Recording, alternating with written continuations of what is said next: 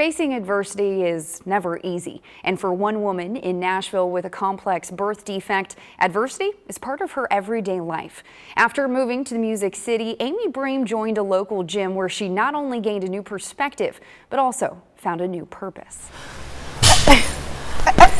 Amy Bream doesn't take very many days off. Whether it's in the ring, on the treadmill, or in the water. The Nike-sponsored athlete is always busy training. And right now, she's getting ready for her third consecutive CrossFit Games. One more big push! The goal is to go back and do better than last year. Strength, competitiveness, discipline, all things you can see right away. But one thing you may not see at first is her resilience. I was born with a congenital condition called PFFD. It stands for proximal femoral focal deficiency.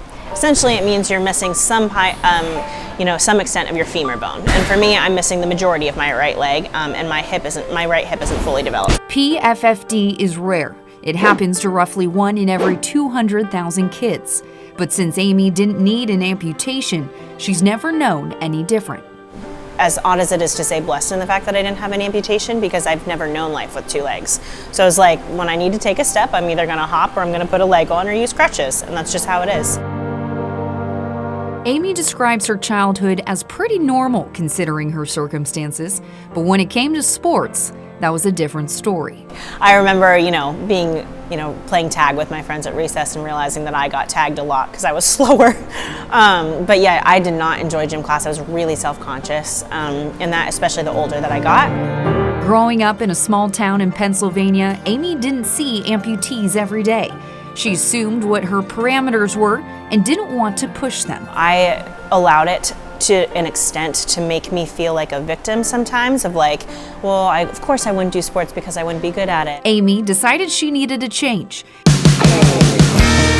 And guided by her love for music, she moved to Nashville in 2014, the first of many steps in pushing those parameters. Her next step?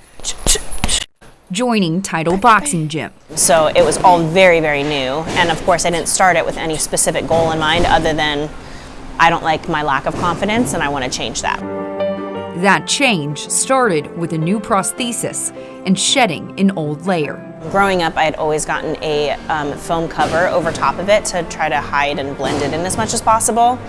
And I decided to get a new prosthesis. It was time to get that made here. So it was just one of those like, let's just go for it. Like, tell me what I need to do to be active. And they're like, we'll take the foam cover off, which was like a whole layer of like, that was a big moment for me of like, oh, I'm not trying to hide this anymore. Testing her limitations, Amy was even open to a different kind of fitness her coach suggested. 9:36 into this 11-minute time cap. CrossFit. The 2021 CrossFit Games were the first to include an adaptive division. And despite having just been introduced to the CrossFit world, she decided to go for it. For 6 months, Amy trained nonstop with her coach, Scooter Houston. His main focus was getting me to believe that I was good enough and that I belonged there and that I could call myself an athlete, because it's taken me quite a bit of time for me to be willing to call myself athletic. What did you learn about yourself? Just believing that I could do it. And yeah, like kind of embracing that. Using a little motivation there from the crowd. In her first ever CrossFit Games, Amy placed 5th in the adaptive division. The next year, she placed 3rd. Following her success in the Games, Amy started to gain a larger following on her Instagram account, One Leg to Stand On. She didn't have any goal in mind when she first started it, but now she has over 260,000 followers. She hopes that when people see and hear her story, they become more aware of those with a prosthesis and also understand that only you can define your limits. I never want to be something on Instagram or any platform that like a middle school girl would look at me and say, that's great, I could never be like her. Despite her growing resilience, Amy says it's still a never-ending journey to make sure her leg doesn't define her. It's a daily struggle just to make decisions that are intentional and not driven solely by her leg.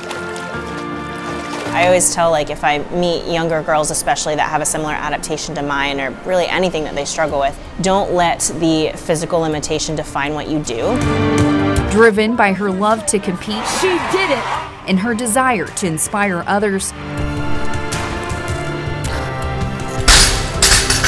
Amy knows that whatever is thrown her way in life, she will adapt. If I can't do it at first, there is a way to figure it out, so let's just keep going. Hey. All she needs to do is take it one step at a time.